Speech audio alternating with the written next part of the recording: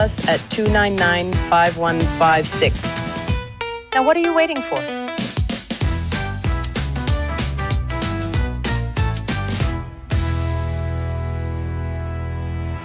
Welcome to DriveTime Exchange. As rubber hits the road, hard talk meets great music. Monday to Thursday, 4 to 6 p.m. on NETT Radio, taking you above and beyond.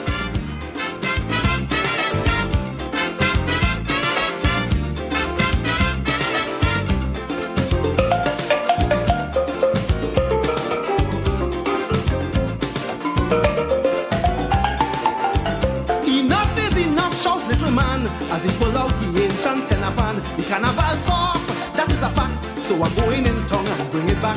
Only Peter Minshall, I think that is his name. He used to try, but look, he gone to Spain. Whole week, my vibe just telling me to go down and cause some controversy. Elroy, go and get your saxophone. We have a dudu and a man with a trombone. I don't know where they get the bamboo from, but some boys at a rhythm section. Sweet can reach with the two red woman from south. All you know the two we are talking about. They bust a flash around and wet the ground and cup the bottom in the direction to tongue. They call in the band, the long time band. See them raise their hand, the long time band. 25 of them, the long time band. Jam Kaiso rhythm, the long time band. The long time band, the long time band. They come out to follow little man.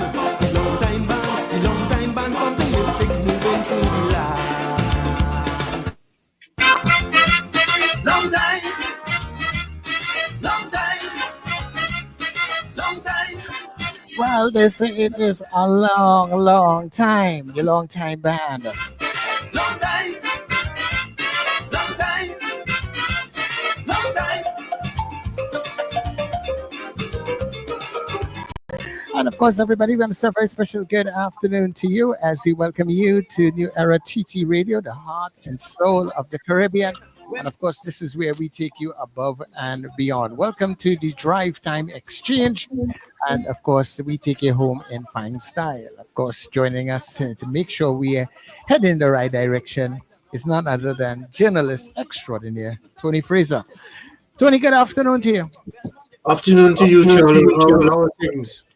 I think everything is okay, man. Everything is great, Okay, actually. wonderful. And I see our guests, minus one, perhaps they're all there. I see a beard man there. I see a fella, looking straight, trying to show what he's looking at. And we're going to have a wonderful afternoon today, like we did yesterday. I'm sure that we Charlie? will. Yeah, I'm sure that we will. Yes, we can check Yeah. everybody's incentive. So what we're doing, as we did yesterday, is to look at the music, look at calypsonians, and look at the music behind the calypsonians, which is something we don't do frequently. We assume perhaps that the music comes with the calypsonian. But as we heard yesterday, it's not like that. There's a lot of work going on behind the scenes to put this thing in perspective. And we're going to continue with that today. Yesterday, we had my good friend Carl Beaver Henderson, and we found out something about the beaver yesterday. Welcome to the program again, sir. Welcome, guys. Yes, First of all, welcome to Ron Reid. I have not seen you since Jesus was in short pants, my brother. And you had hair, right? I had once upon a time. yeah. And Karla, we all suffer a little bit after a period of time. Yeah. So just let me get something going here, so I can hear you even better. Karla, my nemesis, boy. So we also have we're having fun already. Oh yeah.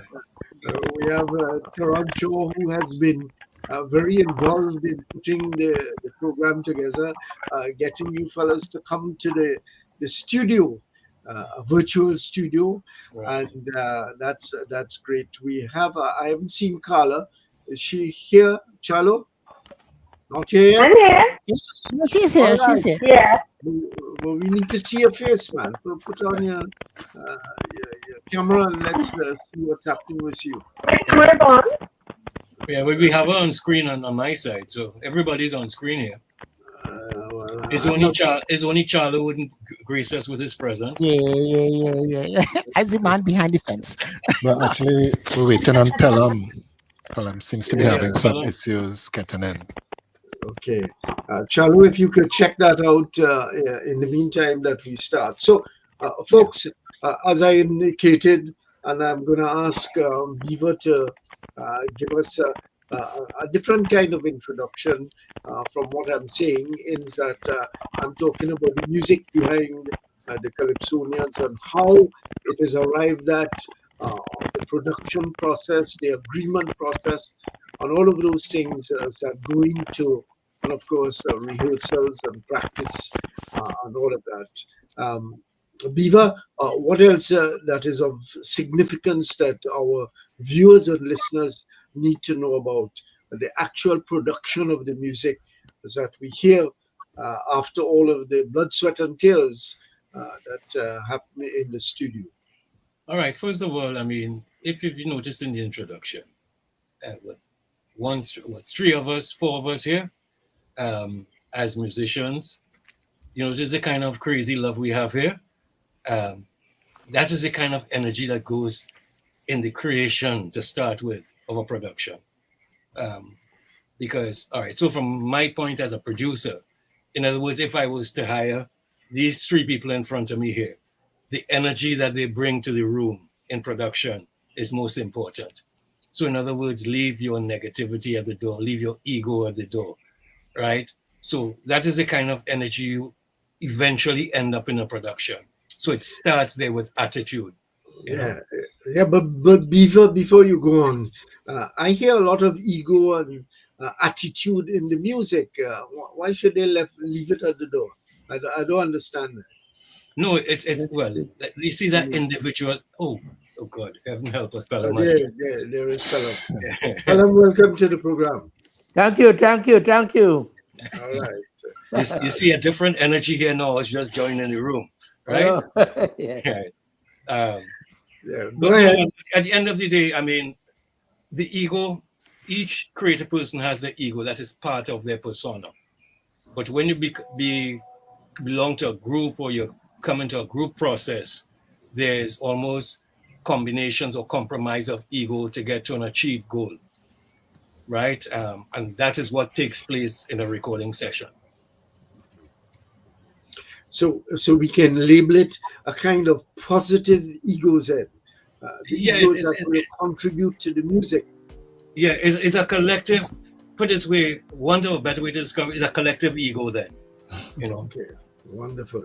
Theron Shaw, your take on the production aspect of the music. I want to in the US system that they say there's handover to people, you understand? So I am the youngest here, so I want to hand over my portion to people like Ron and Pelham. You're pleading the fifth. I'm playing the 6, 7, and 8. Theron, you're boasting about age or I ain't problem with that. So yeah, I really want to because these guys are, you know, way more senior than me. They have more experience, more knowledge in terms of this music thing. So any one of them, Pelham or Ron. I like all it. I like your topic. You know, because the people on the outside, what they hear is a finished product of a record, but it doesn't know exactly what goes on in the making of that record. Yeah. Or song, I may say. Now I started with Clyde Bradley, Adi Koto, Ed Watson, Earl Rodney. These guys will call me, separate sessions. Okay. I go and see Adi Koto in the preliminary stage of collecting his melody. As a matter of fact, what we learned to do in the first place was dictate a melody from a singer. When the singer comes, he says, sing, and as he sing, he writing down the melody, right? Then he try to arrange it. Then he call his musicians here. Now, the thing about in a studio, in a production in that time, is that when they call you, although they have the written music, especially chords and piano parts and guitar parts and bass, because they used to write chord symbols. Nobody wasn't really writing bass line per such yet, you know. So they want to hear, they want to really, not really an ego, they want to hear what you could contribute to that. So and they will say, all right, Pelham, you do your own, you know, not do your own thing in such a way that you will overdo, but they want to hear what you could bring as your talent to this particular song. So that is really the make of the music. And then we goes on to different sessions like I was in a session with Lala, King Liar, Lion Excuses, Sugar Boom Boom, and all the things that we put in our own feel into the rhythm of it, you know, piano, bass, guitar, drums, and all that, you know. So it's not a matter of egoish thing about that, you know. Okay, but I'm using ego in the sense of the energy and the vibes and the individuality blending together. Well, the thing about it is, when in a studio, and as long as everybody could hear one another, that's the next thing too.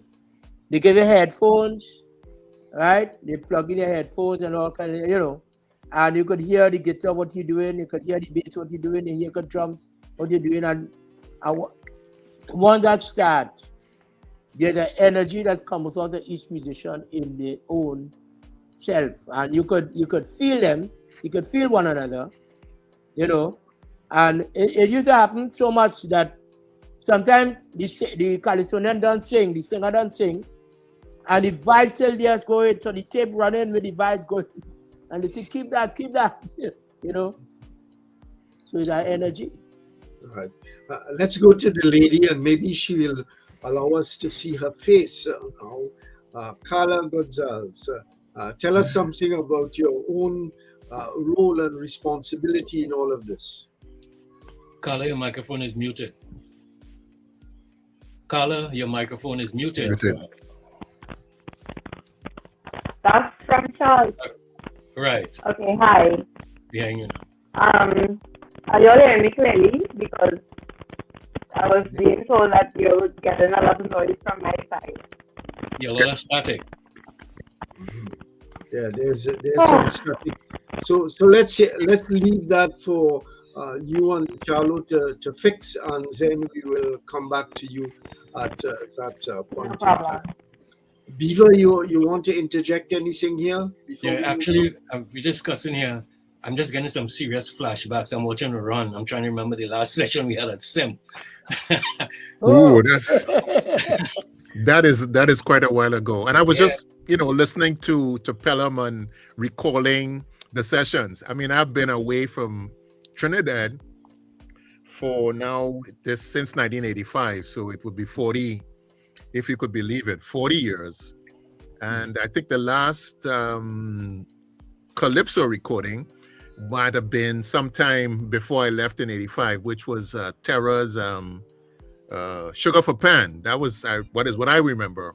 Right. And when I think about the process and what people don't understand about what goes on, one would assume, at least when I came into the business at the time, we didn't have to talk about ego or anything like that. It was assumed that once you were called and you showed up, that you brought the best of your skills at that time. You brought the best of your skills, and if you were called within that community, it means that they already knew what they wanted you to do. You didn't have to be ushered in or kind of, hold your hand to tell you what you needed to do. I think that when I came into the business, it was because I had been playing for a while. I had started playing in the tent, and people knew that I was very good at playing all kinds of styles, but also very good at playing calypso, meaning interpreting chord changes. So somebody could give me chord changes and I could figure out how to make the bass part work. Yeah. And then shortly after Ron, that, Ron, sorry, before you go on, what do you mean by chord changes? We have a lot of people outside there who are not musicians, and therefore we have to inform and educate them. Progression. Or chord chart. a chord chart, it means that you would just write the chord symbols down, like a D minor, a G minor, an F minor, whatever the chord changes were. And depending on, okay, it's a calypso, one would assume that the guitar player would interpret those chords, the bass player would interpret those chords in the feel or in the tempo and the style of the song, yeah. As we were shifting into soca and more arranged parts, there were very specific bass parts that was very much part of the arrangement. And obviously, if you had to be good at reading those bass parts, reading those lines, because they were so much a part of the arrangement. And we have Pelham right here. I mean, he's one of the people who started doing that. I started working with Arthur, and he was we worked together. Exactly. Yes, because Pelham played some of the piano tracks, and Arthur was extremely specific. Yeah. He would write the part out, and if you changed a note, he would come and ask you. He said, "Did you see that note there?" So there was no room for any particular kind of feeling or anything. You read what he wrote. Very rarely something would happen in the process of playing creatively. And even though he recognized the note, he had to admit reluctantly, because he had such an ego. He was the one who had the ego in the room. He had to admit that it sounded good and he would leave it alone. But that was, I have to say that if Pelham would remember, that was a very rare occurrence. Well, actually, Arthur was more specific when it comes to bass part, because he was a bass player himself. Yeah. Right. So in other words, people like Ron would have the most pressure in a session on the koto. You know what I mean? Where like the keyboard players and the guitarists, we have a little more freedom, to interpret. So when I say ego is really interpretation of what's put in front of you, and how kind of wide of a berth that you are allowed to interpret, But generally, and actually what I've noticed over the decades is, watching from our era, say from the 70s come forward, there has been, in those days, wasn't really a clash of egos. There was a mutual respect for everyone in the room. Yeah. And as the decades went on, is when I found in the younger musicians, they're not really tempered that well. So sometimes egos clash. But from our period, there was a kind of a mutual respect. You walk in the room, you see Pelham, you see Ron, Theron, everybody knew what they had to do. My take in that change, what before as Ron said, the chord charts alone, we used to read the chord charts, right? But there was a period where we changed. We went to 4-track recording, to 8-track recording, and we started overdub things. So the overdubbing period is what changed in the bass line, and even your percussive patterns and all that kind of thing changed in the way of bass recording before, because of multi-track recording came in. We went to 8-track, and then we went to the 16-track. Then we went to the 24-track recording. So it was a case of the technology driving the change. Technology was changing, and arrangers find out, well, look, I could come tomorrow and do my brass. I could come tomorrow and put on the guitar.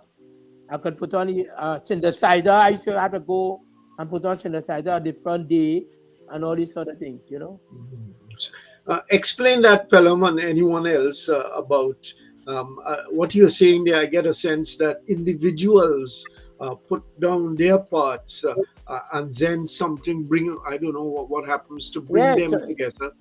Now we have multi-track, okay? So what the arranger will do, he do the bass, the drum, the guitar, and the piano first. It's called the rhythm section. We'll call the rhythm section, that down, right? No singer and sing, no background vocal, nothing and sing yet.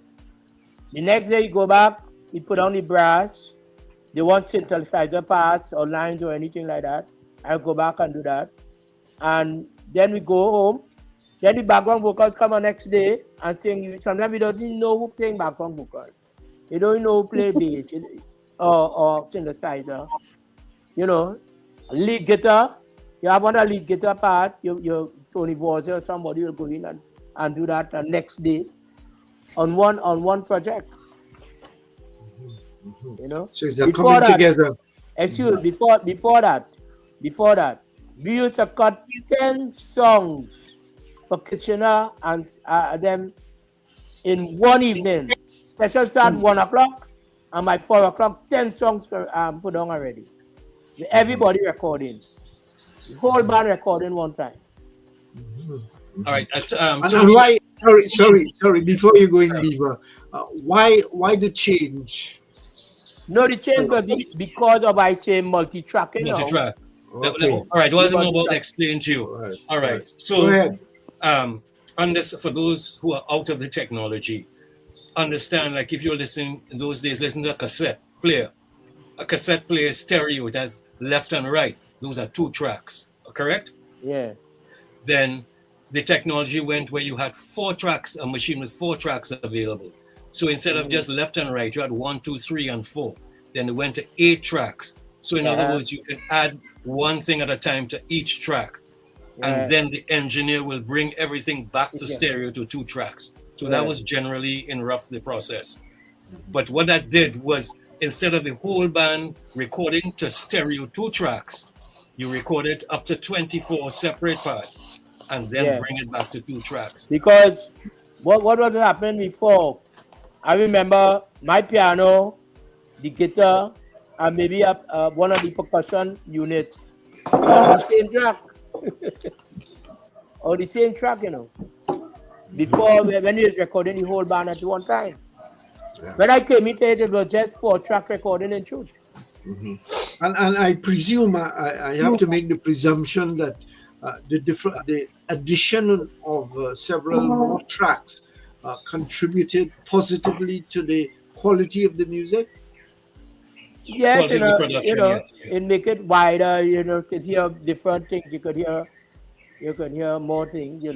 Because in tracking, remember, a speaker is wrong, and they term it as a clock from 12 o'clock to 1 o'clock to 2 o'clock to 3 o'clock, and all the way right, all the way left. Okay. Right?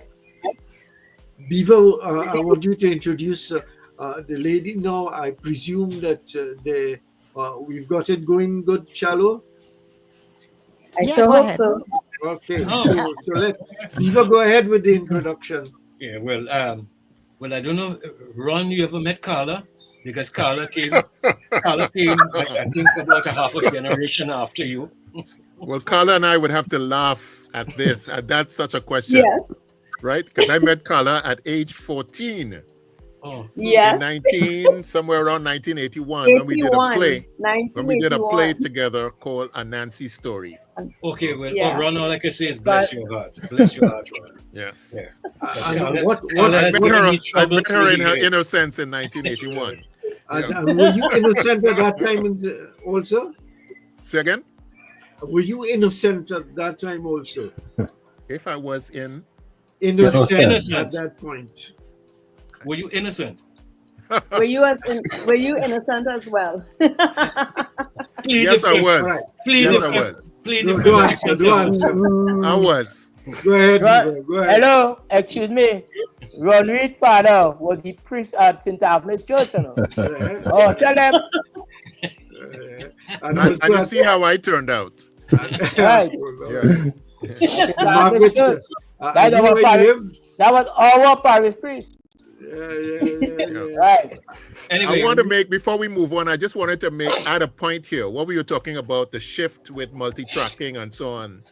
I also want, again, from my personal experience, what I remember is that the shift for a little bit more to a more slightly involved arranging, which Pelham and Leston were all part of, was also the fact that you could record maybe 10 tunes in one day. A lot of times what varied in those recordings or those tunes were really just the tempo. The style of the music was very similar. Chord changes, the bass player made up the parts based on the fact that they were all kind of different tempos of calypso. Yeah. When we were shifting to soca, we started to experiment with different comping patterns, certain rhythmic figures for the bass and for the guitar. So the multi-tracking allowed for that to happen because you could lay down your foundation and then come based on what you heard and lay down something. And if you didn't like it, you could change it. Whereas in what Pelham was alluding to with the 4-track, you couldn't make those decisions. No. You couldn't do it. Whatever you put down stayed. You have to do over the song.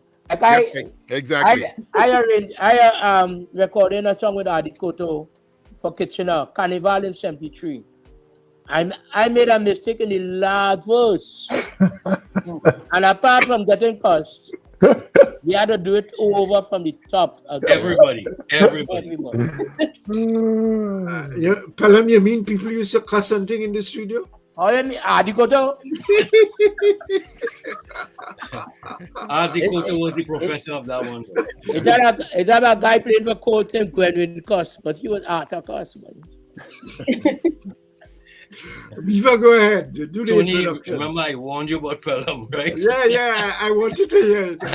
I warned you about Pelham on his mouth. Yeah. What I want to say too, before I forget, that soca, in the soca area, when it started, it wasn't really a walk in the park for some Calypsonians. Remember that? So they didn't want no much big set of changes with the music. Yeah. Right. Until my same boy come back with Sugar Boom Boom, who they didn't want the changes from Calypso to because it determined after the bass line changing. They couldn't take the changes in that. So it wasn't really a walk in the park for some of the Calypsonians, you know.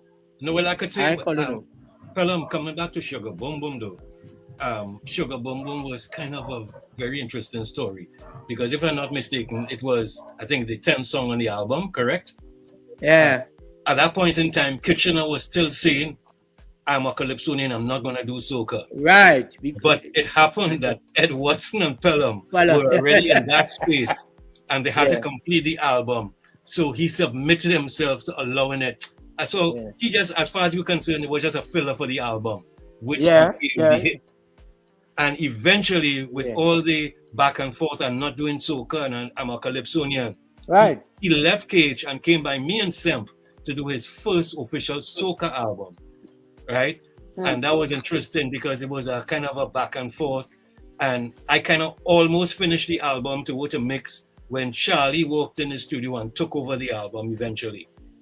So there was a little warring back and forth about if it is soca, why is he doing soca? Why is he not doing soca? He was in that transition period, and that's the album I did that year for him. You know, but they were fighting. Viva, we've kept the lady waiting long enough. Go ahead. Oh yeah, innocence gone. So there's a male chauvinist kind of thing or what? Go ahead. Not me. She's a very aggressive female, so you have to be very careful. All right, go ahead. Me? No, but I have to say that when I started, I initially started as a dancer and then transitioned to musical theater before getting into the studio space. Because even while I was still busy dancing and everything else, we had people like Karla and Karla who were doing the background vocals, Karla and Karla Jacob. We had Maria and Patsy who were the background, and Marilyn Williams, they were the background singers for Spectacular, I believe. We had Ruby, who was with Kitchener's Review. But when I came in, we were still recording on reel to reel. So and we said the background vocals still had to go through the same thing of singing the whole song. And if you make a mistake, you have to start over. And as technology developed, then we went on to saying, well, we don't have to sing the whole song anymore. Fly. Yeah, we could sing one portion and you could just fly that to the next part of the song. You know, and that's the term. You know, as you finish singing the first chorus or the part that comes again somewhere else, you just tell them, all right, fly, and that is the course of technology, but that worked with the background vocals in the studio. because of the digital age now. Actually, I remember Yeah. about 10 years ago, Crazy brought some guy by me to do some demo or something. And so I told him to sing down his song, and I had 3 verses and a bridge. And I played down the whole song. And the guy and whoever was there with him, their jaws dropped. They were in amazement because they kind of were born into the digital age, and they never saw a musician play a whole song from start to finish, 3 verses included. Their customer play, cut, paste, fly in, and some of the younger musicians are not even aware those things took place and still taking place, where they could play a whole song. That is why you get the different kind of production happening today. Very digital cut and paste production. Theron. Yeah, and that also falls in with the vocals as well, because it has not wanting to step on anybody's toes at all, but it leads to sometimes it could lead to a sense of laziness, because you would come in there and it's like, all right, we just have to sing just that one part, and you could fly the rest. But sometimes with the vibe and the energy that go in, sometimes you may need to sing it a bit more, continue it, because sometimes it may make sense to sing the song all the way down as opposed to just singing that portion and flying the rest. Theron, how was it for you entering the space with seniors, and you have to behave yourself in those situations? Well, I still have to be myself. Everybody in front of me, well, except Karla, is a senior. But I want to kind of take a slight deviation. I'm going to talk about what you asked, but I want to mention some names, because I think when we spoke initially, Tony, I think it was because of what I wrote about seniorities, and I'm always amazed, not in a good way, but I'm always amazed at how musicians in Trinidad, let's say under 50 or under 40, who I sometimes interact with, have absolutely no idea of music that comes out of Trinidad or came out of Trinidad, or some of the musicians. So I want to take like 2 minutes or less to just drop some names, right? These are musicians who in my time I would have seen, I'd have interacted with, who are no longer here with us. Senior Reid. He's one of the men that I, as I said in the post, he's one of the men that I saw making a living off of music. Up to now, I can't figure out how that happened. Senior Reid, Wayne Bruno. All the work what I've done with David Rudder is when Wayne Bruno was not able to do it. Tony Voisin, good friend of mine, Tony Voisin to me changed the course of rhythm guitar, in terms of what rhythm guitar is in Calypso. Ralph Robertson, Lance Nichols, a good friend. I'm not sure how much sessions he played on, but he played a lot of band music. So Barry Howard, when we were dropping names of like drummers, so we could, all these guys, and all these musicians played an integral part in everything that we're talking about. The whole history of music in Trinidad, not only Calypso, contemporary music, and the same processes that applied to Calypso would apply for the other music, save and except we may not have a lead singer at the time, right? So my entry into this whole thing was way after, I would have done, I actually played on a recording by the bad poet, Abdul Malik, who passed about a month ago. But I actually don't remember. I just know that I played in it. I can't tell you what it sounded like. I actually would have done, some things way later with Andrew Tanker. And I think that would have been one of the last sessions, or one of the last set of sessions at the studio in Beaton.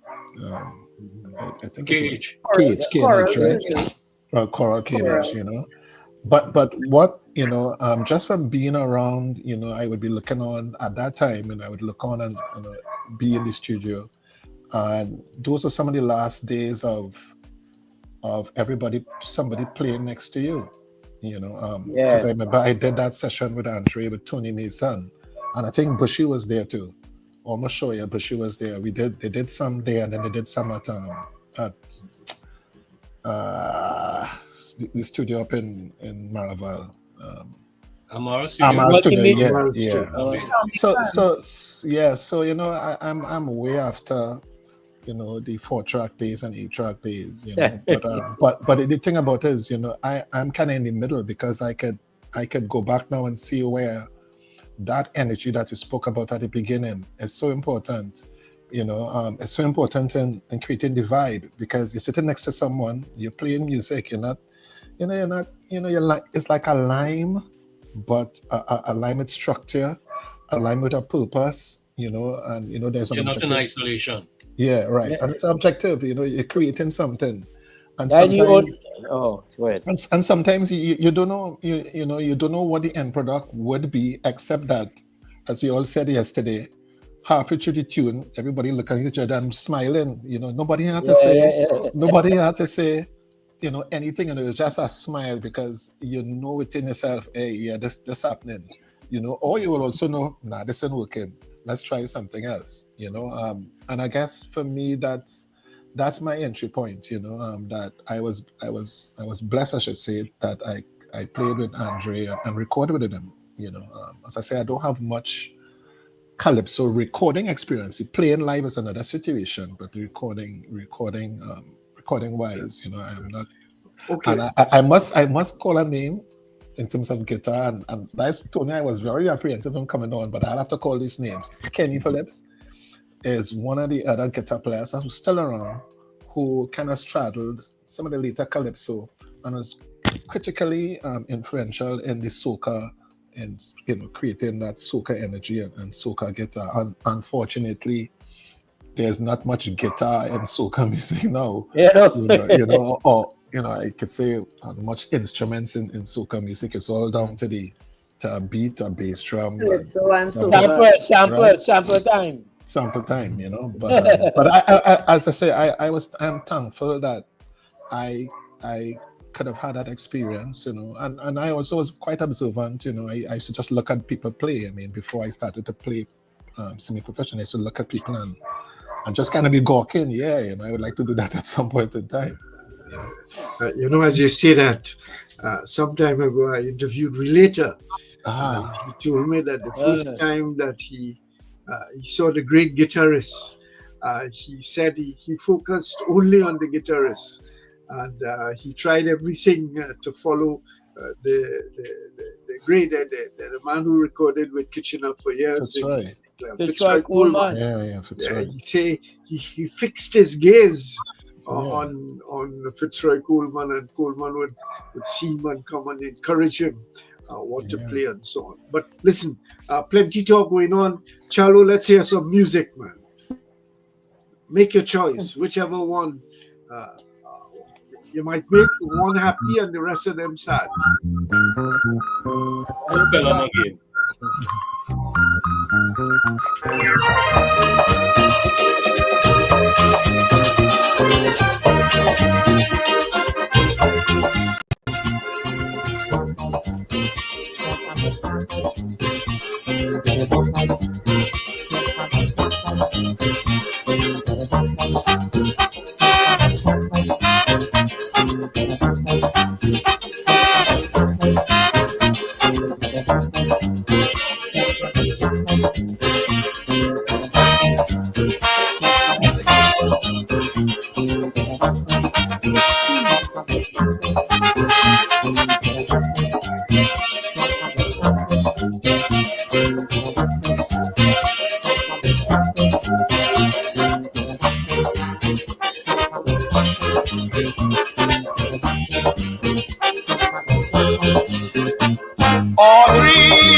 Where you get that sugar, darling, there is nothing sweeter.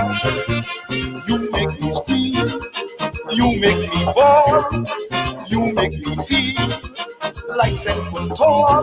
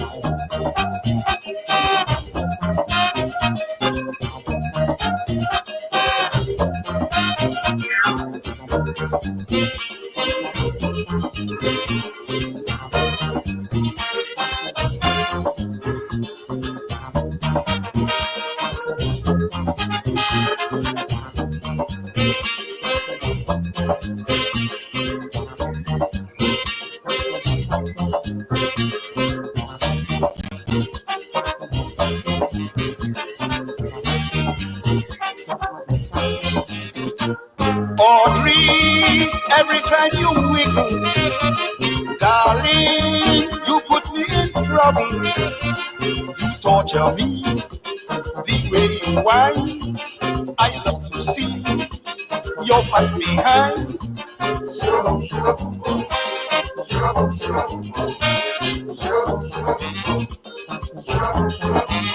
Okay, yeah, classic track for you guys. Yeah, Yeah, a different kind of sound coming out there. A long introduction. What was happening there, sir? plenty music.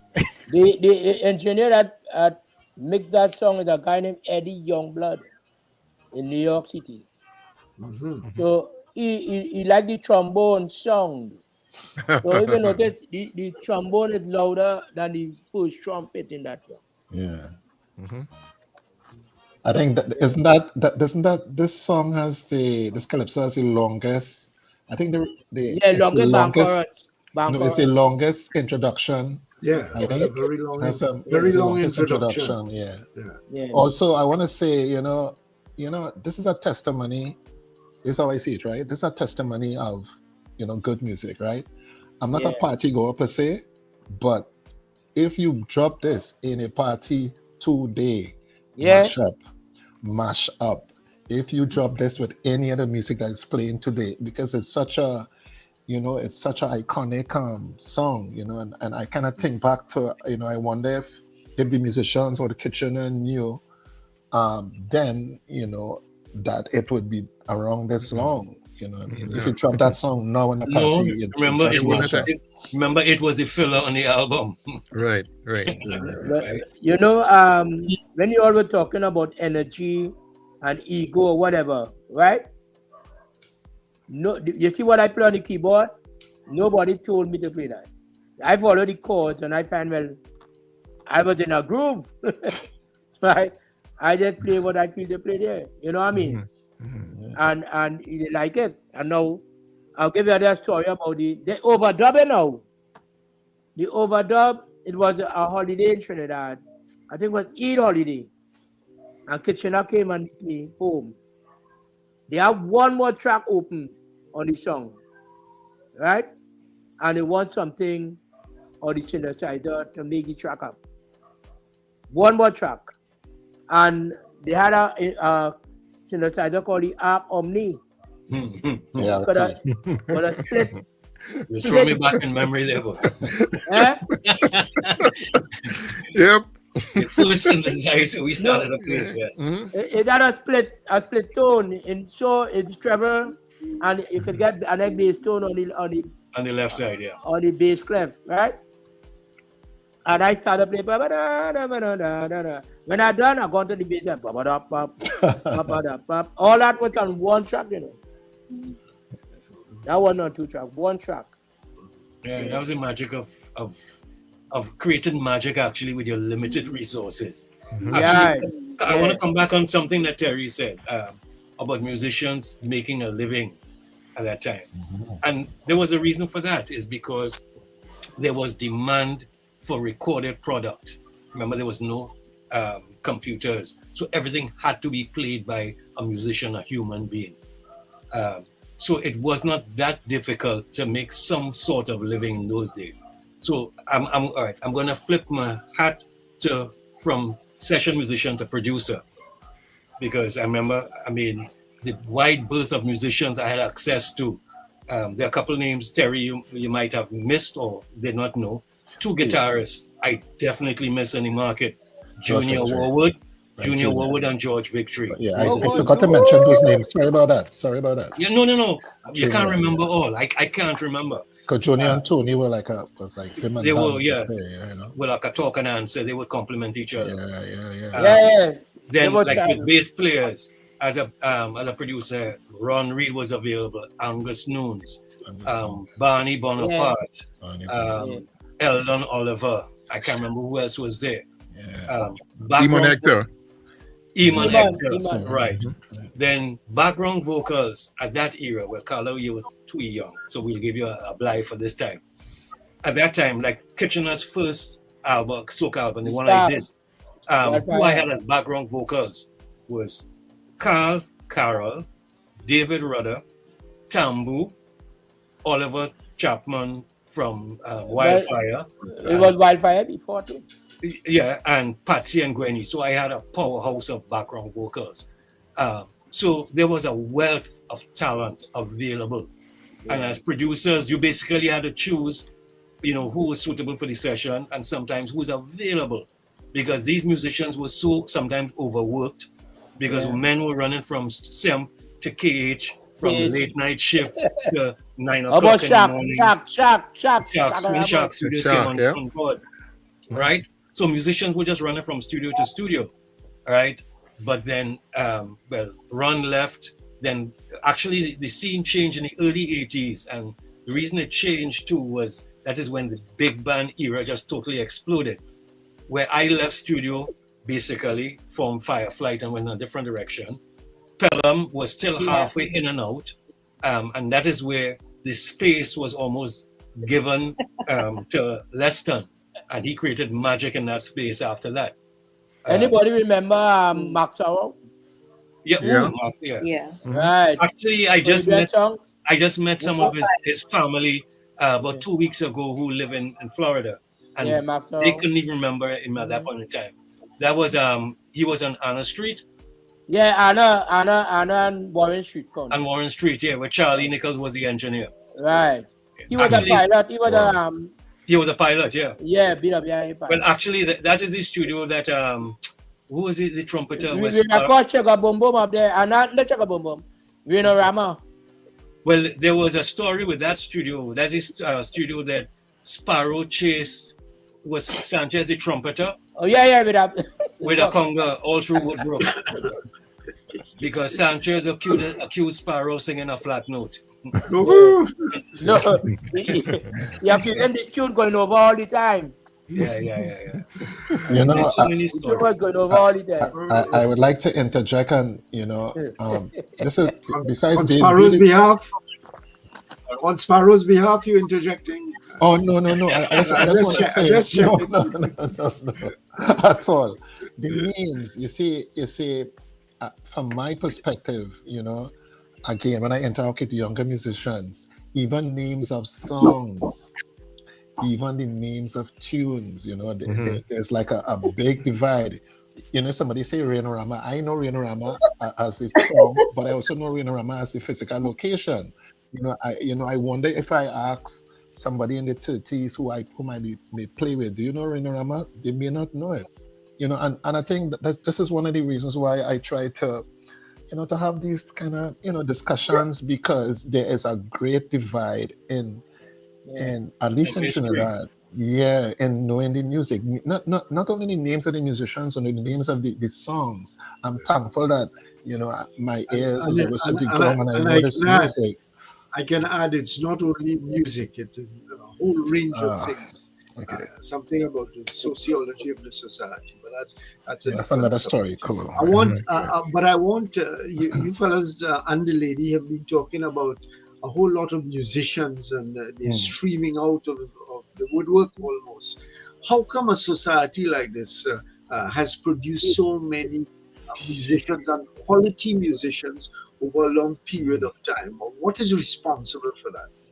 Is it something innate in us, or is it developed over a period of time, one group, one generation handing over to the other one?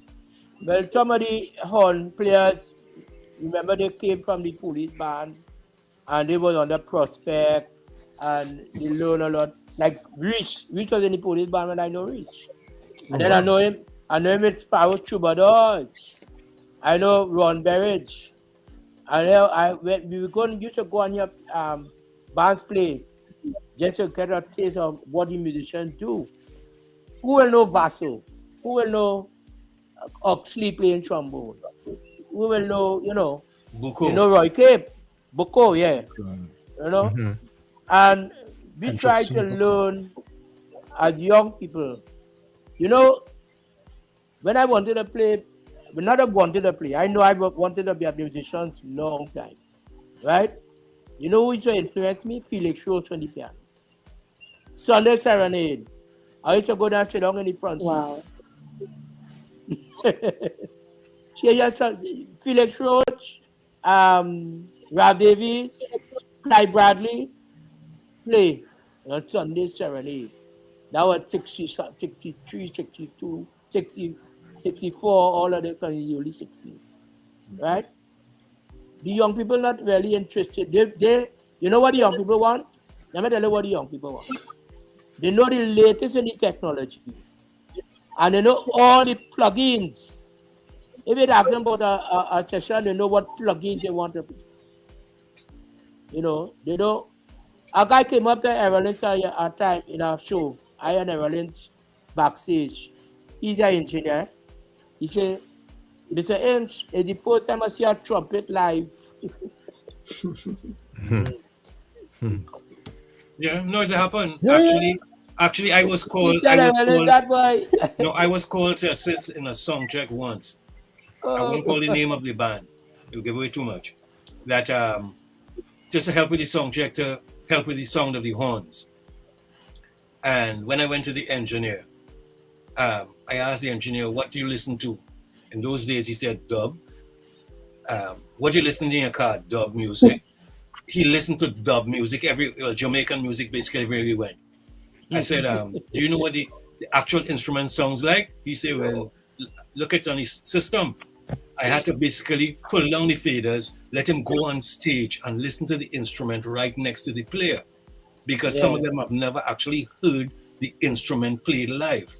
So when they're trying to interpret it as an engineer, they don't even know how the original instrument sounds like, you know. And they're living in a world of samples now, where a lot of times where the sample you might get, maybe of a trumpet or a trombone, is so altered, not like the original. You think that is the original, you know.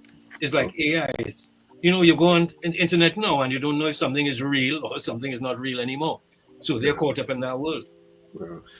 So what are some of the other reasons? But I think to be a lot of sorry. Go ahead, Karla. I think too that a lot of this goes all the way back to when you started speaking about the egos, and I kind of straddle between the calypso and the soca, the young and the not so young, whereas there are a lot of young musicians and performers, singers who they think that they know what they know, and they know that what they your signal is glitching. Yeah, Goddard. We had a little bit of an internet problem there at the moment. You know, while Beaver was, when Tony asked the question and Beaver was speaking, I was hearing the answers. You know, when all of us, I mean, I'm the young one, one of the young to say, but when we grew up, you know, we had a variety of music that we were hearing. Yeah. We don't have now. We just, you just hear it. You know, there was no demarcation of this and that. You had no choice. You know, I used to listen to 610. I used to listen to a program on a Saturday afternoon called Rhythm Roundabout.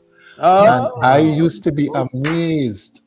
I don't know who was the programmer. I don't know if he knew what he was doing, but I used to find myself on front of that radio, speed home. I was in Savannah, speed home to hear that program called Rhythm Roundabout, because there was always something new that I would have heard and can't figure out. You ever heard Bob Gittins? Of course. But the thing about this is that, you know, we were exposed to music, to all kind of music, without being conscious that we were being exposed to that. So when it comes to now to playing or to expressing that, we had a wide variety of there was a source. I mean, we may not have known every single nuance about what we were hearing, but we had it in our heads. Okay, you know what I mean? So expression was there indirectly. I'm not sure, with all the streaming, with all the availability of every possible thing that you could have, that you could find. I'm not sure if the passion is there. You know, it's almost like if, you have on blinkers and are just going for this one thing, and that's, and The you forget hustle, the everything hustle else. is on. Okay. So Karla, you were saying something. You dropped off. Your internet must have dropped off at a point in time. You want to continue from where you left off? Karla. I was saying that a lot of times, a lot of the younger musicians and performers don't seem to not even recognize that we created and cleared the way for them. And as Beaver was saying, that engineer only listens to dub, and therefore he doesn't even know that he doesn't know. Whereas a lot of us have listened to multiple genres of music and paid attention to multiple different musicians or different vocalists so that we will know how things should sound and what direction we should go in or we should attempt to go in, and therefore let the music still be authentic to a certain extent, and sometimes even give it room to breathe, because a lot of the music that I've heard now, sometimes it feels as if they don't even take time to breathe within it. Like with no rest. With Sugar Bum Bum, that's the longest band chorus I've ever heard in my life. But yet everybody knows that it is iconic, but sometimes they have stuff that just keep going, and they're not realizing that they're not even allowing themselves, much less their listeners, to truly understand and grasp what the music is all about, what the music is saying. Music creates feelings, gives you a flow of emotions. And sometimes they don't even know that they don't know, and they don't care that they don't know. One of the periods of explosions in music had to do with the combos. That's what, the 60s and 70s. Ron Reid, your take on, why, and you've had the experience of living and playing in another society, and of course the numbers are very different given the sizes of the two populations, but I don't know if you could reduce it to per capita. Why did we explode with so many musicians and so many bands in the combos? Everywhere there was a combo. Well, I think that I very much personally wasn't very much part of the combo scene, but I actually did follow all the musicians, because some of the musicians, as I got to know their individual skill sets, I would follow them so I could hear them play. I remember that that Rockefellers played at my god sister's 16th birthday party, and it was in a living room that they were all set up. I loved it. In a living room, the band was set up in the living room. I played in combos, and I was able to see them play, watch them play. But to get to your point about why so many musicians, I think that there was really the younger musicians of that time who were playing in combos were kind of taking over from where the big bands were, right? So they were probably their idols, like the Ray Sylvesters and the whoever. Joey Lewis. Exactly. Joey Lewis, exactly. Now, as we started listening to more pop music, and the instrumentation was shifting from much more horns out front to guitars and basses and keyboards. That generation of the 60s were now playing those instruments and then reinterpreting the pop songs. So that was a reason for me to follow those bands, because they now were playing a repertoire that I recognized. Now, the fact that, as we were talking about, just listening to music and becoming aware, even if you didn't play that kind of music, Joey Lewis' repertoire of that time, I knew it from hearing it on the radio. It wasn't what I wanted to play, but I thought it was important for me to just know that repertoire, to know what Ray Sylvester was doing. I kind of knew some of those old songs. Okay, my mother sang them, and that was the stuff that she liked. And sometimes these bands would reinterpret them, what we call sentimental tunes, right? We would just listen and learn the melodies, and in learning those melodies, We got to understand chord changes. We got to understand harmony. So it may not be the music that we played, but just the fact that we paid attention. Development. That was part of our development, because we couldn't even sometimes find Correct. the lead sheets. So you had to figure out those chord changes by sitting down and plunking them out on the piano or your guitar. Yeah. That was a process of learning repertoire. Right. There's another angle I want to kind of mention. Sure. Because there's a guy called Richard Qualis. We know him as Fats.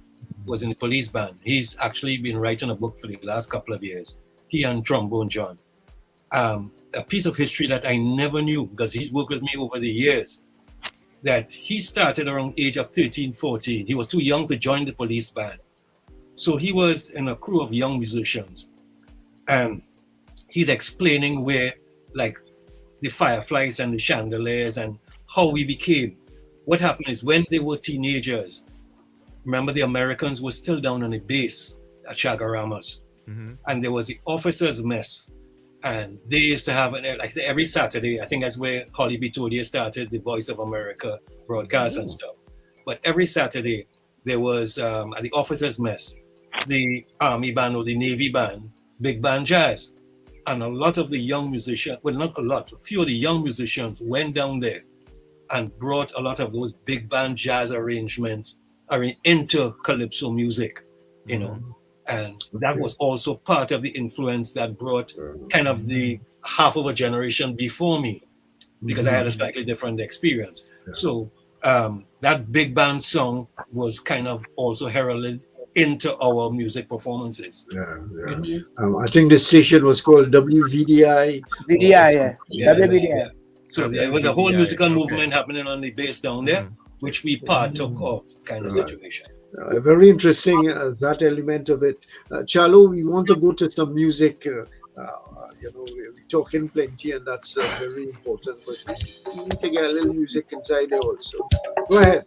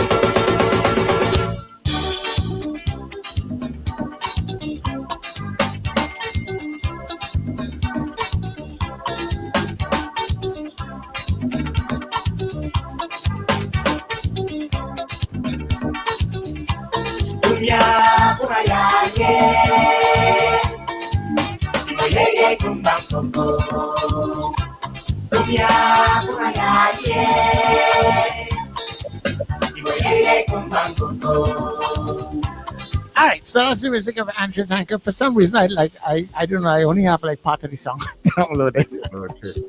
All right. Anybody knows anything about that piece of music? Yeah. Interesting. Yeah, I played the second guitar on that. The interesting thing about that with Andre is that I started with him when I came back from studying abroad, and So we were working on. I mean, he had a lot of music that he had done before with the Ron Reid era that he would bring back. I'm not sure which part of what era this song came from, but I remember he spent a lot of time, working on two parts because it's two guitars, and his aggregation was two guitars, bass drums, congas, bass drums, percussion, and background vocals. So with two guitars, you always have to try and figure out nobody in rapping each other, or nobody in getting on nobody's toes. And there was a mutual admiration for each other's abilities. So I remember this was one of the tracks I did in Choral, not Choral, it's Choral KNH. Yeah, this is one of the last tracks. Yeah. Anybody know that Andrew Tanka used to play vibes? Yeah, he used to play vibes. Yeah. Anybody know that Andrew Tanka had a band named Flamingos? Mm-hmm. Yeah, before. Did Clive Brady playing bass him? I know about Clive, but okay. Brady played upright bass for Andrew Tanka. Yeah. Let me introduce a question here that is intriguing. Water Dancer is the name of the song, actually. Sorry, Water Dancer. It's a question that is intriguing me. I don't know if it has validity, but nevertheless, were there social class differentiations, ethnic differentiation? That's the nature of Trinidad and Tobago. I didn't invent it.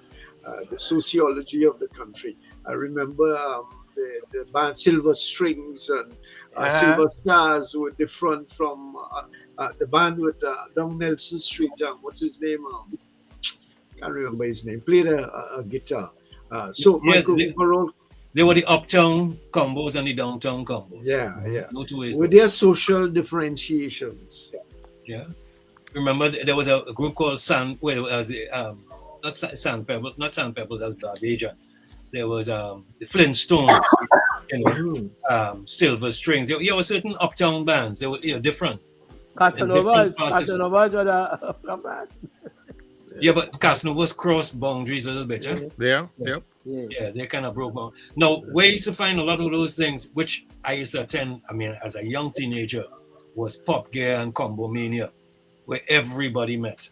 Well, actually, some of the uptown combos did not participate, but Pop Gear was the place where everybody was open musical war, and you got the best of everybody in those competitions. I want to tack back onto something that we've been trying to figure out. We're talking about live music, and how it affected recorded music, because whatever you listen to, your experiences, you bring that into your recording sessions. And I remember, and I'm exposing myself in terms of my history. I remember at some point in time, I went to a school bazaar at Holy Name Convent, and I saw what's the name of the band before Firefly? With you people. Last Supper. Last Supper. I saw Last Supper, and I remember distinctly the PA system was two stacks of it's like 10-inch speakers, or maybe too short. The short column. That was the PA system for Last Supper. Ron, you could have kept it a secret. but the thing is, Baruch and Al Young. Yeah. The thing is, I could have at that time I could go and hear a live band. I could go and hear, even though I couldn't play. I was probably a bit apprehensive about even saying I could have tried to play music, but I could have had the experience of hearing live music, and I would say to some degree quality music. I grew up here in Cali, and but I asked myself, no, but where could somebody who wants to play music, you might go to a music school or go to a music class, but where could you really hear, and they join a philharmonic orchestra.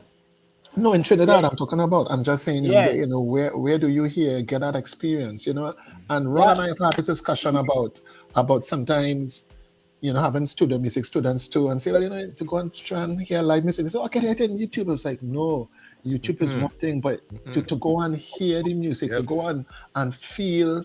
Maybe Kaito Blues. Yeah, well, Kaiso Blues, that's okay, and you know, and where else? But my thing But is, also, when I was growing you up, could also go and listen to these. go ahead, Carla. No, I was You no, could go ahead. also hear the National Philharmonic Orchestra. Right, Yeah. but I'm saying National. I had, you know, I had way more, at least in my time, I had much more opportunity to hear, you know, hear different types of live music experiences, you know, and you know, well, they have a lot of steel bands now in Trinidad, but well, at least at carnival time. But you know, where does the young person, and I'm kind of trying to pick up for the young person. It's not an excuse, but I'm saying, well, man, where could you really go and hear, you know, just walk around somewhere and hear some live No, music? you're quite playing? right. There's You no know? place they're exposed. Like even for instance, working with young musicians. Well, with my group, my band, my performance group, I tend to keep my repertoire from as far back as the 60s come forward. And some of the young musicians, I have about 3 generations of musicians purposely done.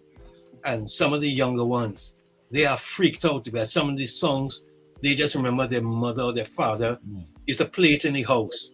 And they just never took it on because it was the older generation. But now they're listening to it, they recognize the value of it, and they're really thrilled to be performing these kind of songs. Actually, I just read within the last week, there are 2, I just give a reference of Barbados and Jamaica, 2 serious bloggers from those countries having the same kind of discussion, but they were kind of in their space. A Bajan vlogger just mentioned about they find crop overs watered down, again, because of the same thing of the hustle production, hustle and a DJ and a vocalist where the bands are disappearing. The Jamaican vloggers complaining where they only about 2 or 3 Jamaican acts who have their bands again, because the rest of them are just DJ and voice, you know. So it's that market has kind of warped itself differently. And on the flip side now, I am following now the economics of like Forbes magazine and Live Nation, where in the last 2 quarters, live music globally is skyrocketing, has jumped 150%, right? Like Live Nation just bought the biggest promoter out of Mexico for $1 billion to expand on live concerts and stuff like that, you know. So we have in our space here in the Caribbean, we have to watch, because we have always tended to be behind the curve a little bit, where we are following trends, but we tend to follow trends 5 and 10 years behind. Well, in a way, yes, but as you would, as a producer, you would know that over the last, let's say 4 years, there has been a definite push to bring back live drums. You know, a lot of the popular rhythms now actually specifically use live drums and bass. You know, but actually that became of a public complaint where people were saying, yeah, so it was a kind of reaction to that kind of situation, which is good. At least sometimes the public pushes back, you know. Let me ask Ron Reid, who has had a different kind of experience, and I'm sure that all of the musicians here have experienced the American scene, the European scene, but on something of a semi-permanent basis. Make some comparisons, not the kind of quality and so on, but rather, or the size, obviously, but the appreciation for music, the playing of music by musicians. What do you see? What can you say about the differences or even the sameness between the 2 experiences that you've had? Well, some of the issues that we are addressing or talking about right now is still very much happens here as well. The thing is that I've been an educator now for 30 years, and what we do is to get musicians into or be concerned about some of the things that we're talking about. So when a young musician shows up, he or she has the influences of young people of their age, of their time. They grew up not really hearing a lot of live bands, discovering a lot of artists on YouTube, not owning a record collection, not owning even a CD collection. So they don't know who played, who What's wrote, that? What's who a CD? composed, what is a CD, right? But they show up at a college, and it is our responsibility by the time they graduate in 4 years, hopefully, to make sure that they become a well-trained musician. So we put them through all the changes that they have, and sometimes they resist it. But part of it is understanding, and if you show up at a college of music and you expect to, and you're paying us for 4 years, we are going to put you through a course of study that even if you don't become a professional musician, at least you will be a well-educated, well-rounded supporter, ticket purchaser, critic, wherever you end up in the music industry. It means that you are very well-rounded as a musician. So some of the issues, and we have had to create courses over the years to address some of these deficiencies. I probably shouldn't use that word, but I'm surprised sometimes when I do an audition, say for instance, and someone comes in and we may say, well, what you been doing for the last couple of years? And they says, well, I really haven't been studying with anything. I want to be a producer. I want to be a turntablist. We have had to, because of the demand for that. That would not have happened 10, 15 years ago. But now we have students who show up and that's their focus. That's their experience. That's what they want to become. So we have had to adjust in a lot of ways to the demands of the music business and where we see it going. On the other hand, too, we see a lot of young musicians who have come up, and because of the access to seeing performances online, they can go back and listen to two generations before them, and see the kind of work that is done. And sometimes they show up with so much more knowledge than we expect, which is always welcoming. When you show up, someone shows up and they know some standard tunes. You tell them, you call any pop artist or jazz artist from the last 20 years and you say, do you know this record? And they actually do it. They actually know who it is. But again, let me talk about, address some of the issues here that prevent that happening on even a larger scale, which means that the colleges that teach and give music degrees would thrive a lot better, is the fact that these programs have been disappearing from the high school. So now we're getting a group of musicians who have not played music live in school. Their ex-music experience, if there's any, has been creating little songs, and they go home and they use their keyboards and their drum machines and they create, and that's what their music experience is.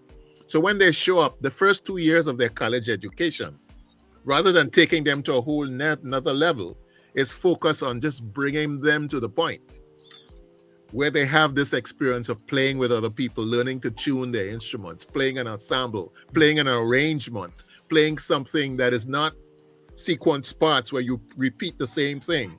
If you do the chorus or you do the bridge, it's a little bit different. They are now having that experience for the first time in our college in experience. When we teach ensembles or do performances, there's so many things that we have taken for granted because of the period of time that we came up in, that these kids have never experienced. So Ron, there's a quick question. Yeah. Well, a lot of the high school programs have been killed, basically musical program. Yeah. All right, because part of my foundation, I went to school in Madison, Wisconsin, and that was part of my foundation, being in the school band. So what you're saying is basically a lot of those programs have been kind of washed away. Yeah. They don't have funding for those programs in a lot of high schools, unless, of course, it's like a private school. Okay. We need, you know what we need here in Trinidad? Some upright bass players. In America, in almost every club out there, you're going to see an upright bass player. Yeah, for the technique. You come on the train, Yeah. How important is that, Pelham? For jazz, if you want to play jazz, and we want the sound of the bass. Kitchener was an upright bass player. Yeah. Kitchener used to play the Koto. The Koto too, yeah. I wanted to play upright bass back in Trinidad at one point. I have to talk a little bit about my experience. There was they couldn't find a bass anywhere. Yeah. And I remember that Mr. Melvin Robin, who used to be at the museum, Victoria Institute at the time, right? What we know as the museum around the Savannah. I hate Robin's father. Hayden's father, exactly. Had a bass leaning up in a corner that was collecting dust for how many years. He says, come and take this bass and learn to play it. And I didn't know how long the strings were on there. I didn't know whether it had a sound post, and I just tried to find some notes on the bass. And that's how I started learning to play. But I didn't have any tutor or anything. Wow. Fortunately, with the University of UTT, now they have a couple of teachers. I just, again, forgive me for going on and on. There's a young brother who I met maybe 6 years ago at UTT who was just starting to play. Yeah. And I saw him a couple of months ago, and he is now quite adept at playing classical music on the bass. What's his name? Because, what's his name? Upright bass player. I can't remember. It's Mark something. Mark is his first name. Yeah. No, not Akil. Not Akil. A guy who was before Mark Haynes. Mark Haynes. Mark Haynes is his name. Correct. Yeah. And I remember meeting him about 6 years ago, and he came to a little clinic that I was asked to do. And I wasn't even playing acoustic bass then. I wasn't playing acoustic bass. They didn't have one available at the time. And I just played electric. But we talked about playing bass. He kept in touch with me. And he just graduated with a master's degree. So in 6 years now, he's gone from literally zero to... I remember playing with Slam. Charles. What is Charles' name? You know Charles, brother, right? Yes. Yep. Yeah, he used to play upright bass. I played with him. The other thing about wanting to play upright bass as well, it's a challenging instrument to play physically. The other thing too is that primarily it's the instrument that's used as the bass in playing jazz music. Right. So if there's no real jazz scene, there's no need for there's no motivation for a young player to want to invest in playing an acoustic bass. All right, time for some music. Charlo, some music to split the talk a little bit. There we go.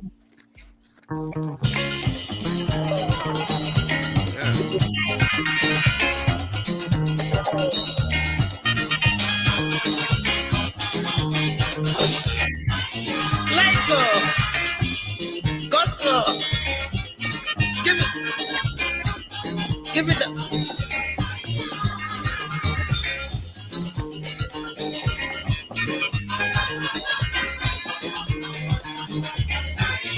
You have no defense, whether young or old. If your blood not cold, you could do the scroll. The scroll would help you on while you must. Your daily strain and your razzle hassle. Put your hand on a window. Put your hand on your partner's shoulder. Walk up your waist as you come together. It's Calypso regular in our soul. Let yourself unroll when you do the scroll. You could rock and roll deep. You could twist and punch it and walk up your belly.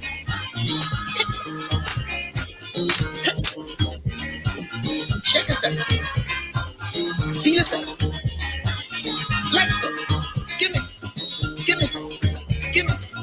Move your hand. Shake your waist.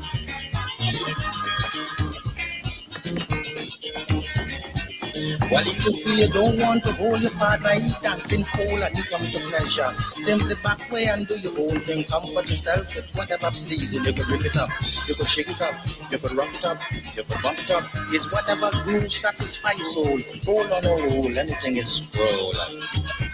You could left, right. Okay, the scroll. Lord Nelson, people. Yeah, and we were talking about the bass and the role of the bass. Quite a lot of bass in that arrangement there. Yeah. I one comment. Fortunately for me, my career in playing calypso music came at that point when the bass was becoming much more central. And I have to say that I reveled in having that opportunity to play those kinds of melodic lines. And again, that coincided with what Arthur was doing with Shadow. Yeah. That I became the bass player in Shadow's head because I would have those lines to play and I knew exactly how to make it work for him. So I played in his tent and I played a lot of those records for 5 years. But fortunately for me, it came around with that at that period when the bass was having now Yeah. this central role. I was I'll great. call you back on an interview now on the Zoom. I wasn't just playing chord changes. I now had a melodic line to play, which, oh man, was beautiful. Well, actually, it'd be interesting if you were to talk to Charlon Bailey, Shadow's son, because coming back to which was Bassman in 1974, because before that, because again, remember Arthur was a bass player, and he said Shadow said before that, Arthur would not have entertained even listening to the artist to tell him what bass line to do, right? But bass player with the idea on Arthur's a bass player, he allowed him to do that. And after that, Shadow just opened the door to his bass. I don't think Arthur wanted to do that, you know. No, he didn't want to, but he allowed the it. bass is not a guitar.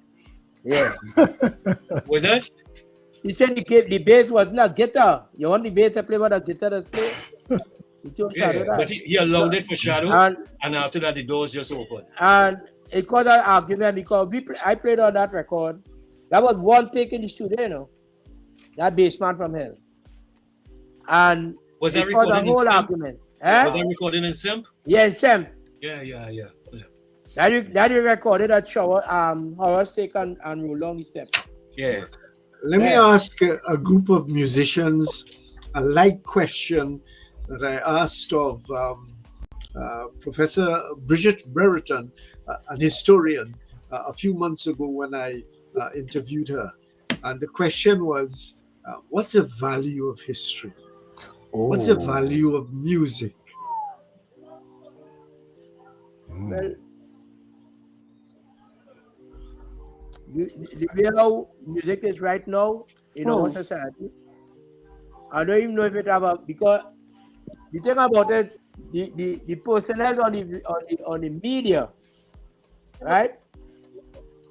They don't see no big set of value in no music. They play it because they're on the media or they're in a party, and when they're done, they're done. It's people like we who play music, they see the value of the music, of a song. And what is that value? Well, what does music do for us? All right, it stays with us. You know. I want to jump in here a little bit on something. No, I did a seminar once with the Caribbean Chamber of Commerce with businessmen, and from the time I made a statement, I realized it flew over everybody's head. All right, and I brought a little parallel. Instead of saying what is the value of music, imagine a world where it is unlawful, it is illegal to play music. If you're caught humming, doing something in rhythm, you will be shot or beheaded, where people are scared to even play anything close to music. That becomes I guarantee you, within 15 minutes, the whole planet will go crazy. It becomes underground. No, but all right, say it can't be above ground. And they viciously go underground to get rid of it. Right. But I'm asking about the intrinsic value to the human of music. What does it do for us? Our body, our life is a rhythm. Yeah. Everything we do is a rhythm.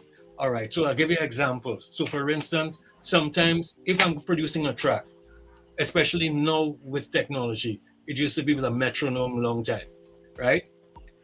And I experiment with this as a teenager. Your pulse is what? 120? 120. You do a song at 120, it does something to the human body.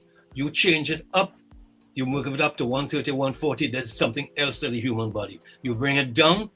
So everything you do musically, that vibration affects your body chemically, your mind mentally, in so many different ways.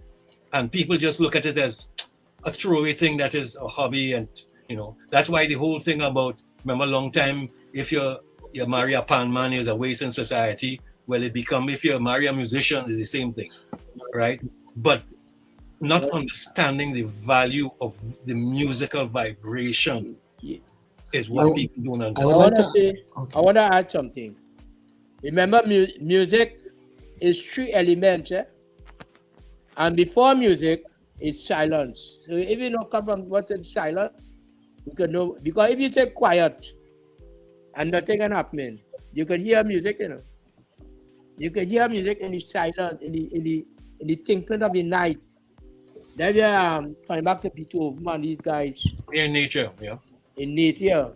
You go your walk, you go to, you're doing things in your house, you're humming, it's and then the element now is rhythm, melody, and harmony. Harmony, yeah. So no, and all on the fourth element, which you already said, is silence. Silence, right? It's silence. Yeah. I want to answer it because I've been listening. It's something that I heard. Actually, I heard at a funeral. I heard at a funeral of Dr. from UTT, Virgil Mickens, and one of the other professors said, when you think about it, everything that we celebrate with music. Every single thing. A child is born, celebrate with music. Birthday, celebrate with music. I'm not talking about what style of music. I'm talking about something, we celebrate with music. We are a festive type of people. We celebrate with music. Even in death, even at a funeral, we celebrate it with music. And as I said, I'm not talking about what style or genre at this point in time. We're just saying music. That is the I guess that's the power of it. At every turn, at every something that you do, something that you celebrate, something that you do it. There has to be music. I would say there has to be music. Without, even in our society, more so than others. Think about anything that you go to. If you go to church, a couple of Sundays ago, I was listening to the radio and I heard a reggae in the Catholic Mass, and I was like, "Whoa, that's interesting." So even in worship, more so in worship, there's music. I really can't think. Now you go to a sporting event, in Trinidad and Tobago, there's music. Everything, and I guess that's the value. I can't break it down as the sociological, psychological reasonings why that is so, but it is so. There are very few things that you can celebrate, without having some element of music. Sometimes it may be a bit overbearing for some people because of the genre and the style, but when you think about it, music is But like I said, remove music. Let me hear Karla about it. Karla? Well, I would like us to pay attention to the fact that during the lockdown with COVID, music saved all of us because there was nothing else happening, and people took to their screens. And music was the thing that kept the majority of us from going still crazy. And it went so far as to have a program called Verses, where they would have two artists of the same era come and perform their songs together. And so to me, music is the heartbeat, music is the soul of our existence, because unfortunately, with the lockdown, the first thing that was shut down was entertainment. But the one thing that kept us together was entertainment virtually. So for me, music allows for the sociological healing of us. When we don't have anything else to do, we turn to music. Okay. And of course, Shadow sings about the music that you can capture anywhere, any place, anytime. It doesn't matter whether you don't have shoes or you have shoes. Reid. I wanted to add to that music, and many of us are not aware of this, but music is our ministry. It is how when people come to hear us play, a lot of times they're not realizing that, and a lot of times they're not even realizing that it's not just the performance or the masquerade or whatever it is. It is an amount of essence of healing that they're coming to have. Now, the musicians who are spiritually aware that the gift is not to demonstrate their skill, but to transmit what is coming from the Creator through them. They're just a vessel. They are just a vessel at that time. And the better that you train yourself to be able to have that immediate connection that the music comes through you, allow the music to come through you, so that you can make an impression, you could have an effect on that audience, because that is now your congregation. And sometimes what they're looking for, they can't find it in the established church religion. Yeah, you can't find it there, but you would get it in the concert hall. You get it in the concert hall. Just look at the numbers of live entertainment versus the numbers in church. Quincy Jones say it comes from the Creator. When you get a melody, it's God give you that. You know. Yeah. I like how you talk about from Creator into you. And the thing is, a lot of us who practice this, we learn the act of imitating it. Yeah. And sometimes we're almost duping the audience. But again, if you understand that once you've been given this gift, and it is a gift, and part of your practicing is not so much to be flashy and to make a show, but it's to when that inspiration comes, you have the facility. You have the facility to be able to execute. I often and connect. have assignments to train young reporters, young journalists. And one of the things that I tell them, and I must admit that I don't understand it fully, is to listen to music, all kinds of music's coming through in their minds. And what I have also told them and discovered, the patterns of the formations. And I don't know anything about music technically. I am not a musician. I can't play one line, but I can understand the patterns and the arrangements and so on. And it's the same way that you will learn to arrange words in an essay. And I don't know if that appeals to them. It certainly appeals to me.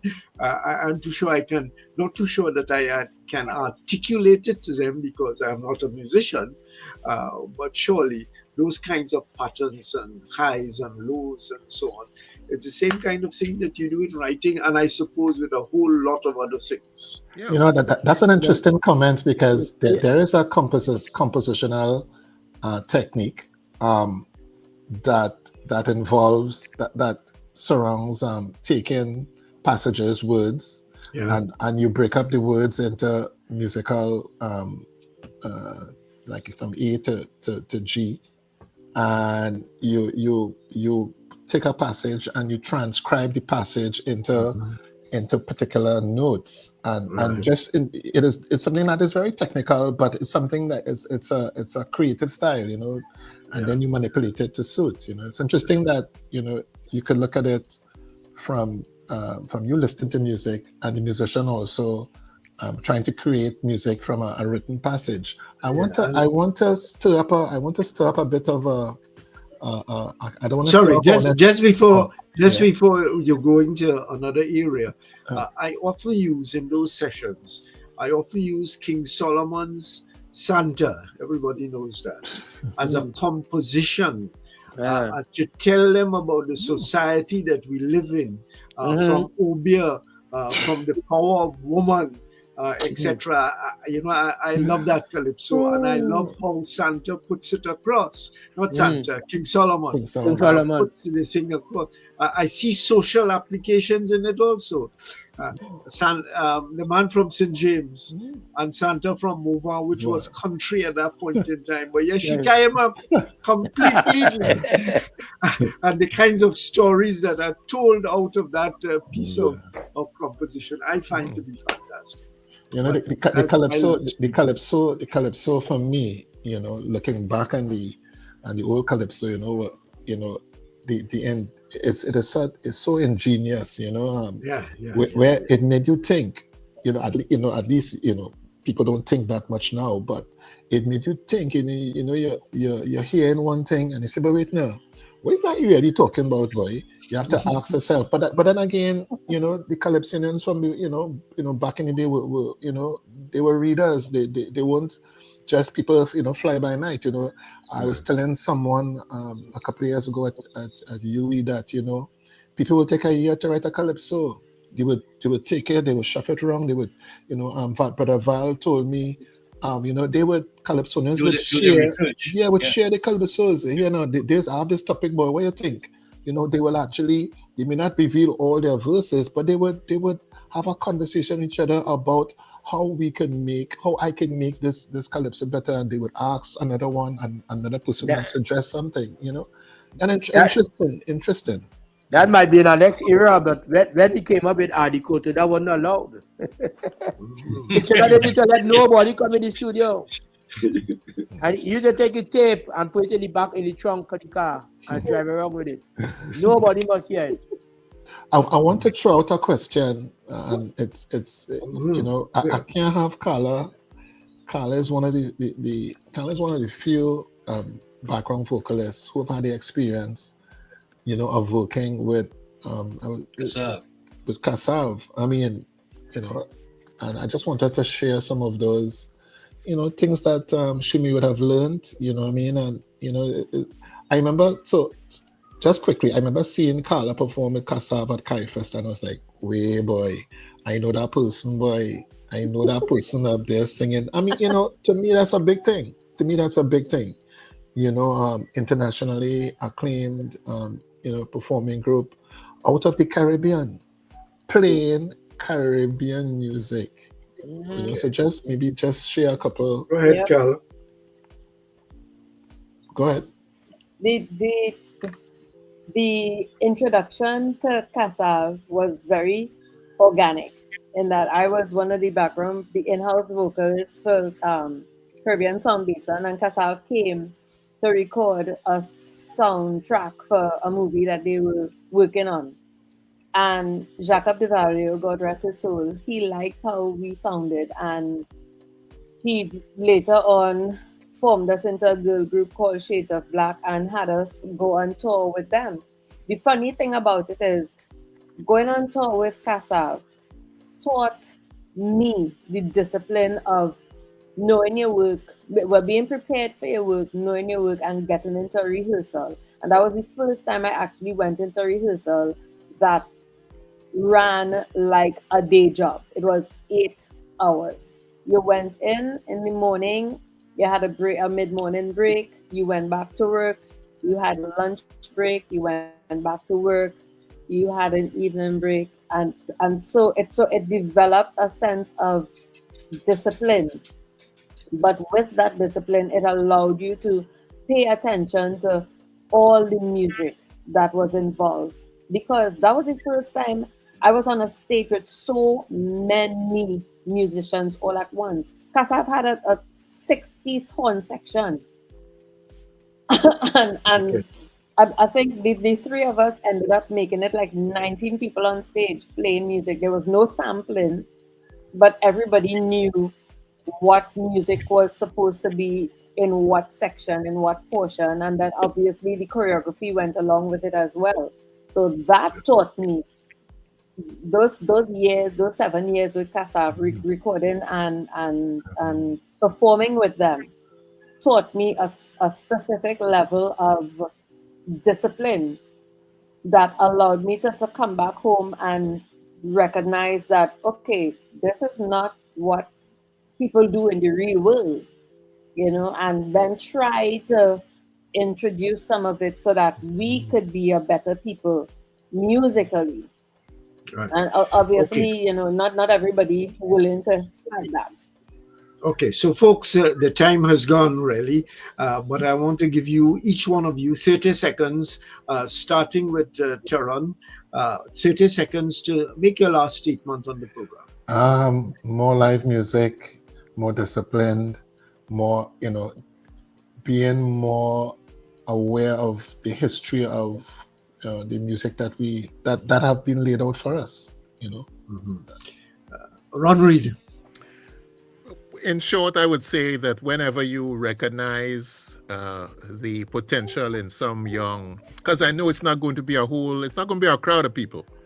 So whenever you recognize some potential in some young musician, you have to almost take it like as a personal responsibility to pull them aside and start letting them know some of the things that they need to do to prepare if this is really what they want.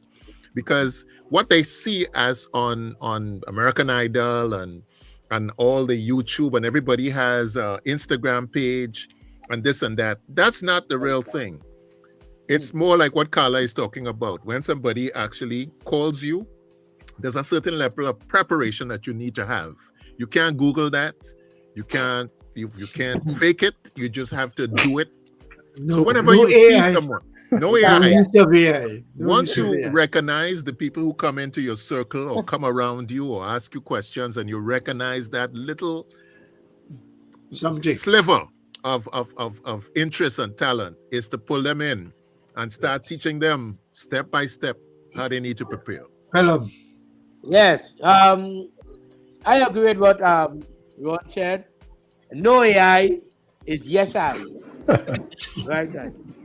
And I would like to have you all do some more discussions like this. I always like the discussion. It will go a long way. And let's have the young people to know that these discussions taking place, so they will hear and what's going on with the music. Beaver, your last 80 seconds. Actually, I am slightly different. No, I'm totally in agreement with what Ron and Pelham just said, because it's a responsibility we have after a certain time in our industry. But what this session again has reaffirmed to me, because I have worked with each one of you all as musicians somewhere along the line, and this connectivity as it just happened felt good. So it just restates that this is what we need more of. Right? It's almost like we were back in Sempo and Cage doing a session right now. There's a connection that happened that I'm seeing not existing in the industry here today, where people are isolating themselves with creativity, and that is shortchanging some of their opportunities. But I want to thank you all. Yesterday and today, those persons who came and shared with the national community through the radio station. And of course, we are happy to have promoted such a program, and we will continue looking at these kinds of issues rather than who chopped who and who shoot who last night and this morning and so on. We have to look at them in a different kind of way, and we allow the other stations to do that. But we do the more creative thing here. Right, Charlo? And Charlo, tell them when the program will be rerun. Yes. So people, remember, you are listening to New Era TT Radio. So you can get us, first of all, on newerattradio.com. And if you also put in New Era TT Radio, you will see us in your browser there. You can get us on TuneIn. So you can assign us to your Alexa and, of course, your Google devices. And in the morning time, we stream on M&E TV, which takes us to Amplia, Flow, Digicel, and Tricore via M&E TV.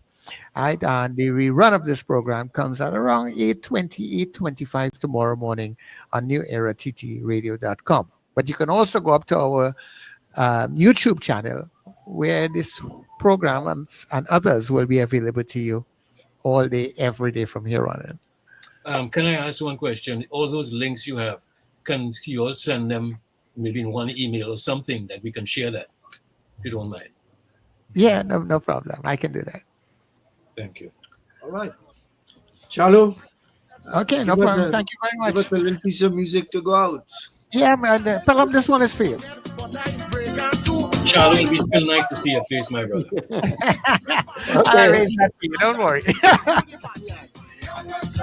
We ain't afraid of soul. We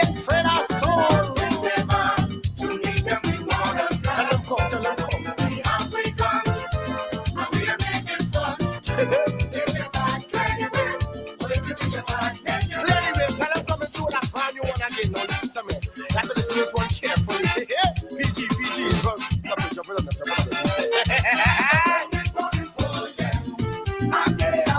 They arrest them. They lock them up. Everybody be there. Beat them with the cap. I don't see what to do with that. Yeah, what's going on? Them bandits and them just do the wrong thing. Bring them in the square. Identify them for robbing house, breaking, kidnapping too. After all of that, still deep issue. Bring them in the square. Set the example. Force them bandits to change the angle. No man must possess their brother. Instead, love one another.